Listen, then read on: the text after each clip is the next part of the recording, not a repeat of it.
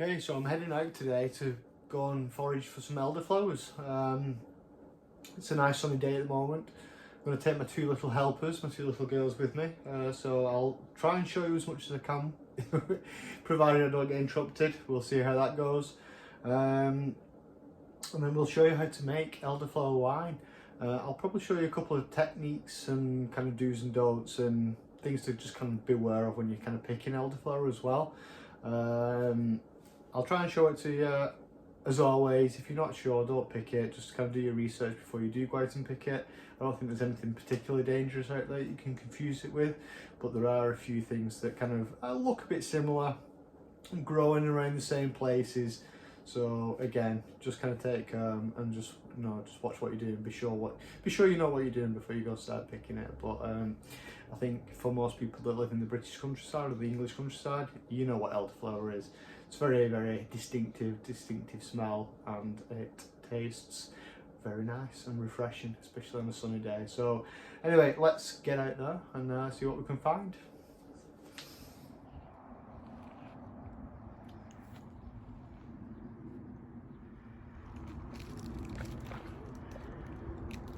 So when you're picking elderflower, there's a few different things that kind of look like it and grow in the same places.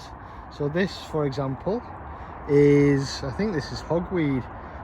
So you don't want to be picking that. It looks similar kind of shape, but when we look at the actual elderflower, you'll see the difference. Again, so we've got some not too dissimilar looking flowers. I've actually forgotten what this is called. But this is a different plant again entirely to hogweed, so again, make sure you don't pick this one. Right, here we go. So this is elderflower. Little white flowers, kind of light yellowish kind of centres where the pollen is, and again you can kind of see where the non-elderflower flowers or plants grow in very similar places. Let's get picking.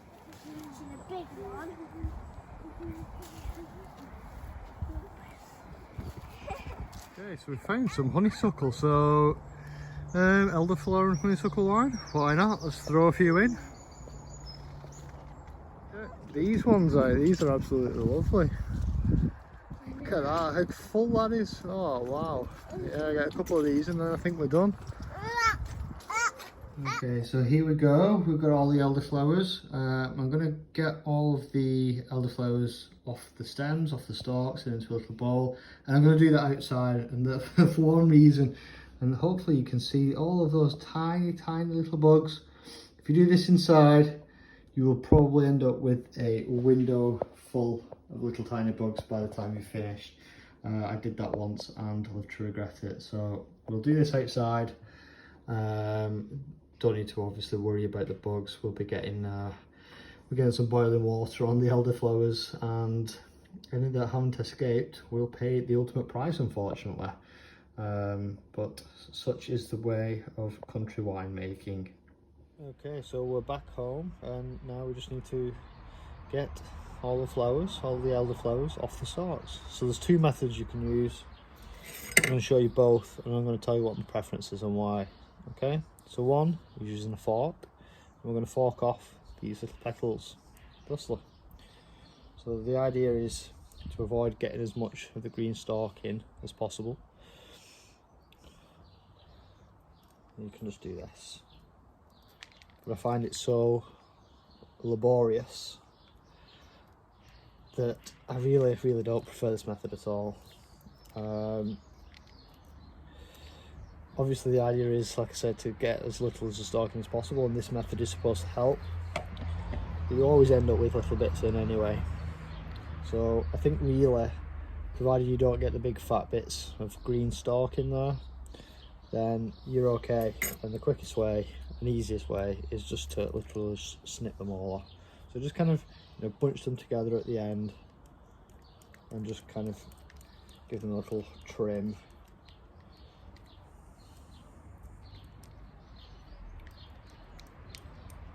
So much quicker.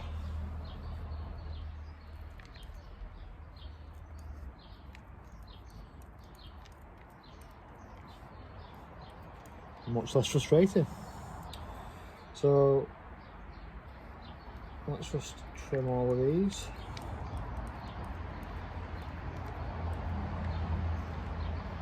And obviously, you know, you want to try and avoid as much of the green stuff as possible. As long as you're not getting any huge big bits in there, you're okay.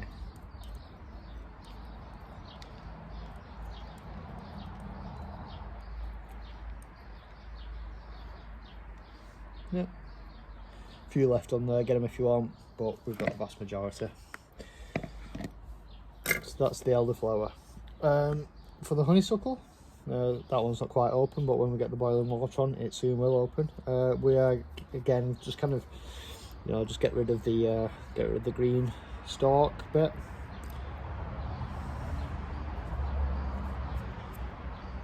And in we go. So I managed to get about 20 honeysuckle flowers all together. We'll finish the rest and we'll go back inside. Okay, so all done. About 20-25 florets of elderflower. I actually lost count in the end. And 20 clusters of honeysuckle. So there you go. Okay, so it's time to put all this together. So there we go. Like I said, about 20 or so, you know, elderflower florets. 20, maybe 25. Some of them are kind of broke apart in the basket, so I kind of lost track a little bit. But you know, you can kind of gauge you're talking roughly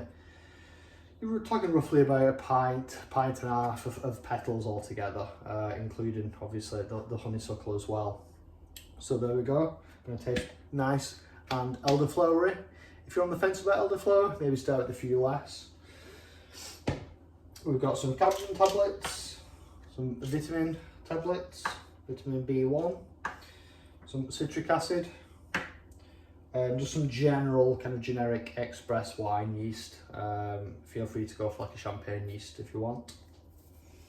We're going to be using some white wine concentrate. I've got a cup of black tea, definitely no milk, because this is not for drinking. That's going to add some tannin to the wine. Tipple, definitely for drinking. Couple of pre-sterilised spoons for crushing the tablets. Pre-sterilised bucket. A measuring jug, should you choose to measure things out. I generally don't, but entirely up to you. 3 litres of pre-poured and measured water, just tap water, but again, you know, feel free to use distilled water or spring water that you can buy in a bottle. So let's get it all together.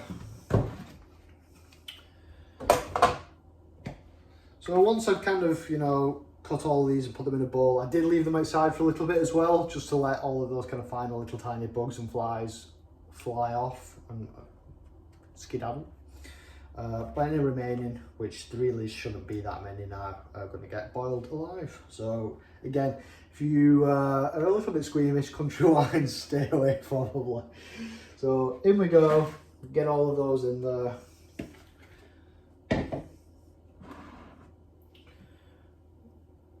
Pinch that tea bag out.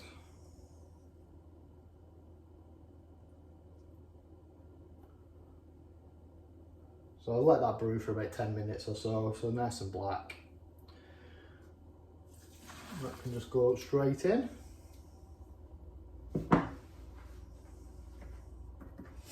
So citric acid.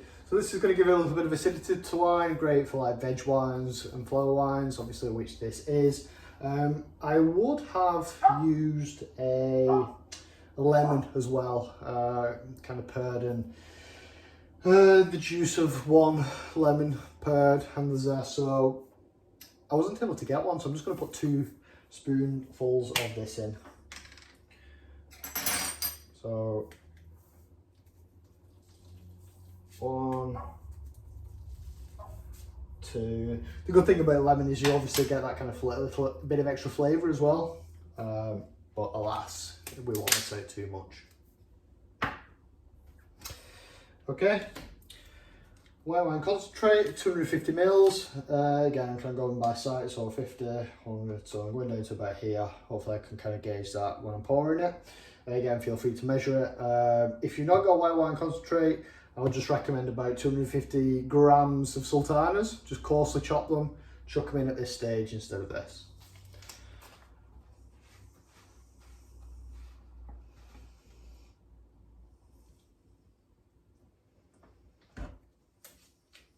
What have I done? No, we're okay.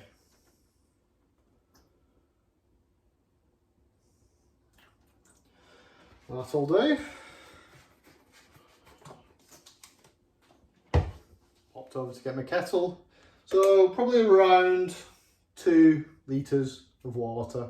So just over a kettle and a half worth. Just freshly boiled. Get the first kettle load in.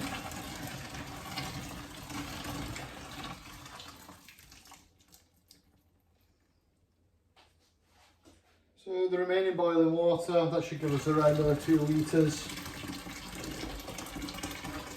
Okay, that'll do.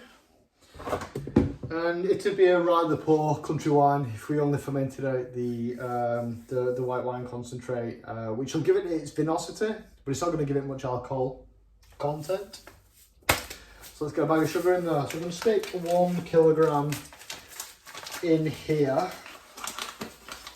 And that should just about do it. I may put another 100 or 200 in.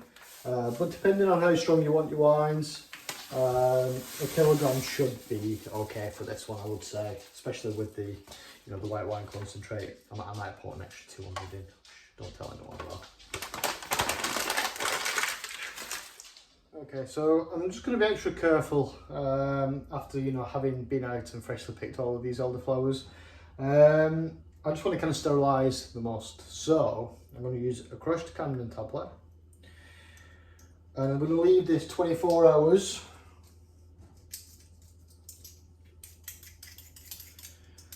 Just to sterilise, and just in case, the boiling water should do it. Should be enough. The bucket's sterilised, the boiling water's in there, that should be fine. I don't want to take any chances, I don't want to ruin it, so I'm just going to try and be patient. I'm not usually, I'll be honest with you. I'm going to give this a good stir with a pre-sterilised spoon, some stir some. Get all that sugar dissolved.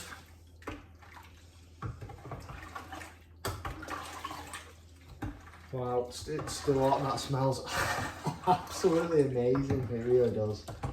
It looks awful, look at it though. It's like pond water.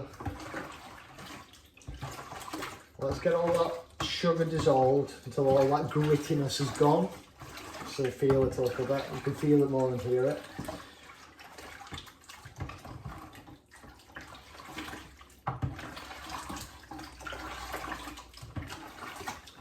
Okay.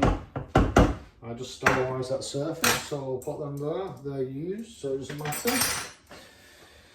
Okay, so I'm just going to top up with my nice cold water.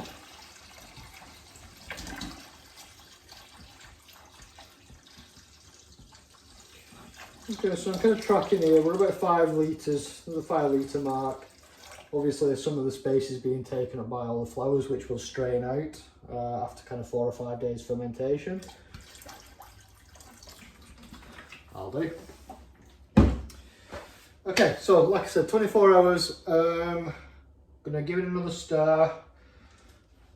I'm gonna put my vitamin tablets in. If you want to use the brand Trinosimol, great, go for it. Otherwise, just 2 of the vitamin B1 tablets and a spoonful of generic yeast.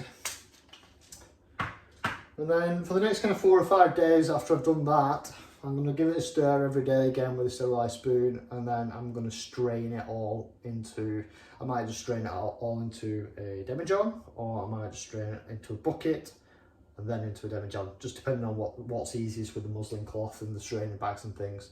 I might not be able to show you that, but just in case I can't, that's what I'm doing.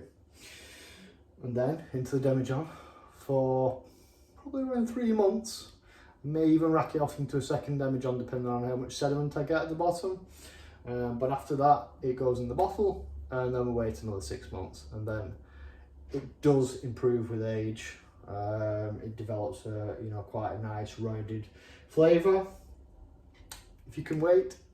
If you can't, after 6 months is fine. You know, drink it and enjoy it. So we'll see how we get on. Okay, so the last step for today is pre-sterilised lid. Is going to go on lightly. So a little bit of room there. Obviously it's closed off, bugs can't get in, but it's loosely fitting enough for the CO2 to come out. So there we go. Stick this at room temperature. Like I said, the yeast and the yeast nutrients will go in tomorrow. Stir it for 4 or 5 days, strain it all off, let it ferment, and it will be ready in around 6 months' time. So thank you very much for watching. I will show you this at some point in the future, but because it's so long off, I'm going to wrap the video up here for today. And yeah, we'll see how it turned out in maybe 6, 7 or 8 months maybe. All right, thanks for watching. Take care and enjoy yourselves. Bye bye.